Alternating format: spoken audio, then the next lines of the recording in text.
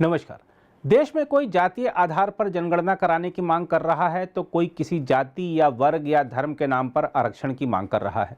कोई कह रहा है भारत को हिंदू राष्ट्र घोषित करो तो कोई 2047 तक हिंदुस्तान को इस्लामिक राष्ट्र में तब्दील करने के अपने छिपे हुए एजेंडे के तहत काम कर रहा है।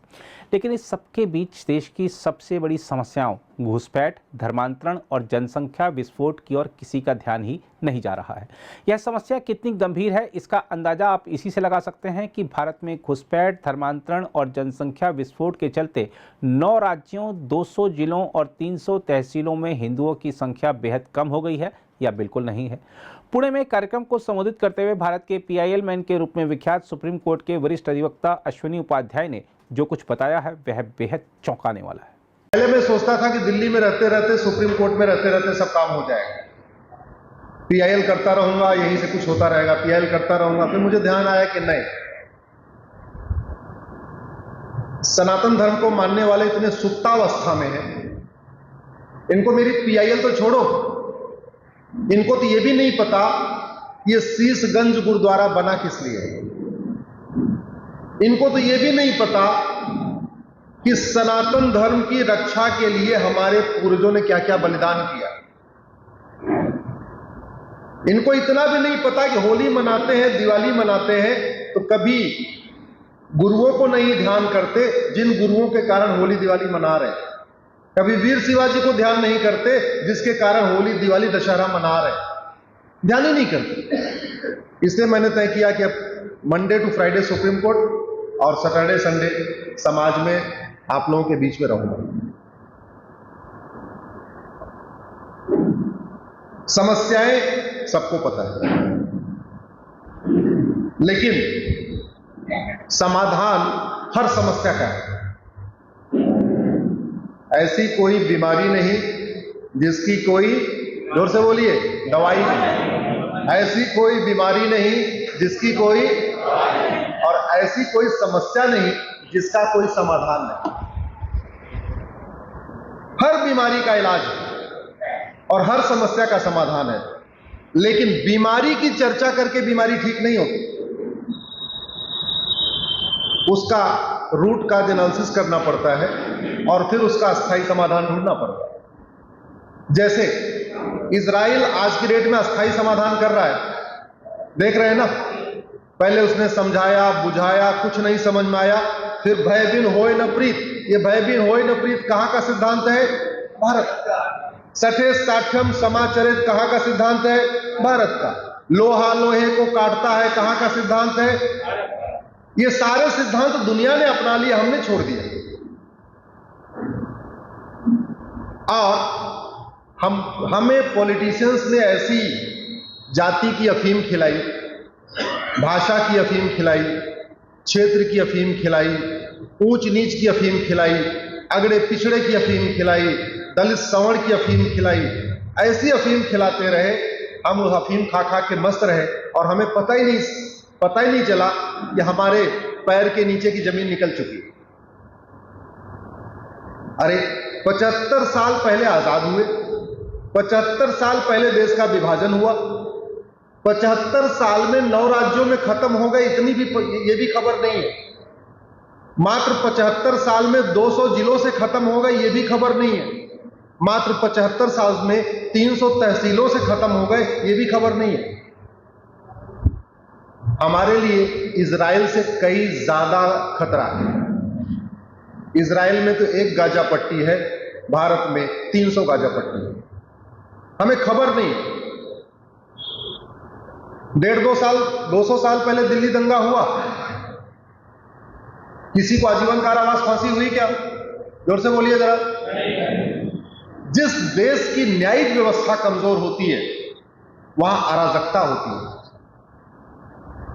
जिस देश की न्यायिक व्यवस्था, कानून घटिया हो, न्यायिक व्यवस्था घटिया हो, वहां पे अराजकता ही होती है। दुर्भाग्यवश भारत की न्यायिक व्यवस्था सड़ चुकी है, पुलिस व्यवस्था एकदम कमजोर हो चुकी है, लोगों को सजा मिल नहीं रही है, दंड मिल नहीं रहा है। जब दंड नहीं मिलेगा तो भय नहीं होगा, दंड नहीं मिलेगा तो अराजकता कम नहीं होगी। 2006 में नोएडा में निठारी कांड हुआ था, ध्यान है आपको? अखबार जो बड़े हैं उनको पता होगा 2006 में क्या हुआ। 19 लोगों का नरकंकाल मिला एक ही घर में, छोटे छोटे बच्चों का नरकंकाल, महिलाओं का, बेटियों का रेप हुआ, मर्डर हुआ, उनके कलेजे निकाल लिए गए। और 2023 में फैसला आ रहा है कि भैया जिसके खिलाफ आरोप है ये बेगुनाह है। तो क्या 19 बच्चों की, 19 महिलाओं की हत्या फिर किसने किया? जिस जज ने ये कहा कि हमको कोई सबूत नहीं दिख रहा है, उस जज ने पंधेर और कोली का नार्को पॉलीग्राफ मैपिंग क्यों नहीं करा लिया? अरे एक बार नार्को टेस्ट करा लेते, पॉलीग्राफ टेस्ट करा लेते, ब्रेन मैपिंग करा लेते। वो तीनों अगर बेगुनाह होते तो तब छोड़ते। अगर आपको पुलिस की जांच पे भरोसा नहीं, सीबीआई की जांच पे भरोसा नहीं, अपना दिमाग लगा लो। खुद कहते भाई ठीक है, इसके खिलाफ जो एविडेंस हमें पूरे नहीं मिल रहे, एक काम करो, इन दोनों का narco test, polygraph test, brain mapping करो और मेरे सामने करो। न्याय देना है।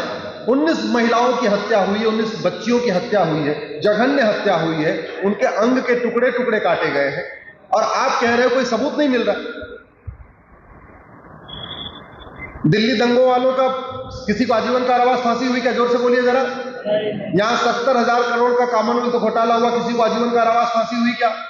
1,76,000 करोड़ का 2G घोटाला हुआ, किसी को आजीवन कारावास फांसी हुई क्या?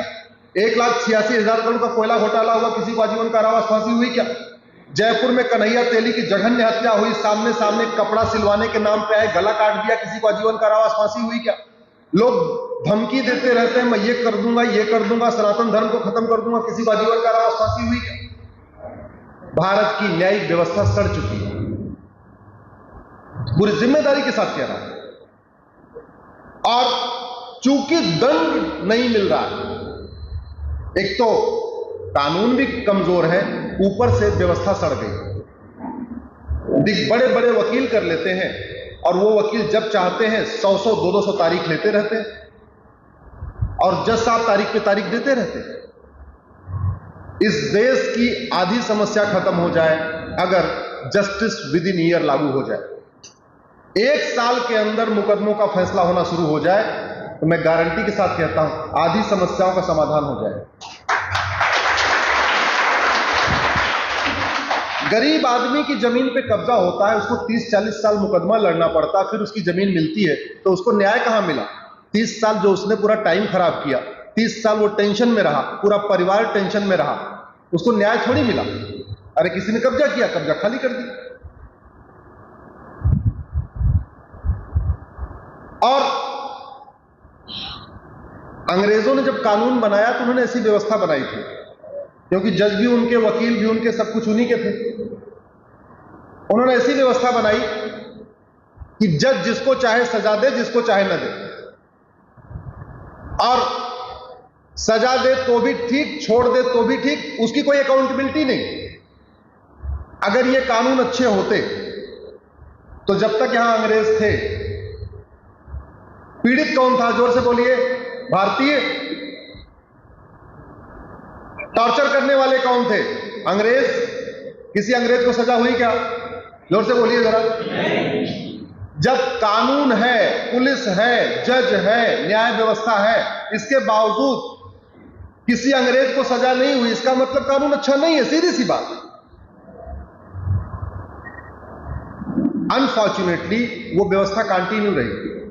आज की डेट में गुलामी का नाम, गुलामी का निशान, गुलामी की परंपरा, गुलामी का रीति रिवाज, गुलामी की पुलिस व्यवस्था, गुलामी की न्यायिक व्यवस्था, गुलामी की टैक्स व्यवस्था, गुलामी की प्रशासनिक व्यवस्था, सब कुछ गुलामी का चल रहा है। जानते हैं क्यों चल रहा है? क्योंकि आप लोग पॉलिटिकल पार्टियों की अफीम खा के बैठे हुए। बुरा मत मानना, आपसे मतलब केवल आपसे नहीं है, ये वीडियो 5 से 7 करोड़ लोगों तक पहुंचेगा, मैं इसलिए सबकी बात कर रहा हूं। जनता केवल और केवल पॉलिटिकल पार्टियों की अफीम खा के बैठी हुई है। जाति, भाषा, क्षेत्र, ये वो, कोई गांधीवाद की अफीम खा के बैठा हुआ है, कोई अंबेडकरवाद की अफीम खा के बैठा हुआ है, कोई लोहियावाद की अफीम खा के बैठा हुआ है। सबको एक गोली दे दिया, वो गोली खा के मस्त है। पूछते ही नहीं है कि भैया बीमारी ठीक नहीं हो रही। ये हमारे सामने बहनें बैठी हुई हैं, इनको खाना बनाना बहुत अच्छा आता हो, अगर तेल मसाला घटिया हो खाना अच्छा बनेगा क्या? जोर से बोलिए जरा। नहीं। ये स्कूल है, विद्यालय है, बहुत अच्छा है, डॉक्टर शर्मा को बहुत अच्छी तरीके पढ़ाना आता हो, ब्लैक बोर्ड ही काम न करे, इंफ्रास्ट्रक्चर ही खराब हो, अच्छा स्कूल चल पाएगा क्या? नहीं। ड्राइवर अच्छा हो, गाड़ी खराब हो, यात्रा सुरक्षित हो सकती है क्या? जोर से बोलिए। जैसे ड्राइवर अच्छा हो या अगर गाड़ी खराब हो, यात्रा सुरक्षित नहीं होती है। खाना बनाना आता हो लेकिन तेल मसाला खराब हो, खाना अच्छा नहीं बनता है। मिस्त्री अच्छा हो लेकिन सीमेंट बालू खराब हो, घर सुरक्षित नहीं होता। डॉक्टर अच्छा हो, दवा घटिया हो, बीमारी ठीक नहीं होती। वैसे शासक कितना ही अच्छा हो, जब तक नियम कानून अच्छे नहीं होते तब तक किसी भी तरीके की अराजकता कम नहीं होती। अगर आप भी लेना चाहते हैं देश दुनिया की तमाम जानकारी तो आज ही सब्सक्राइब करें हमारे चैनल को। साथ ही नीचे दिए बेल आइकन को जरूर दबाएं ताकि हर अपडेट आप तक पहुंच सके।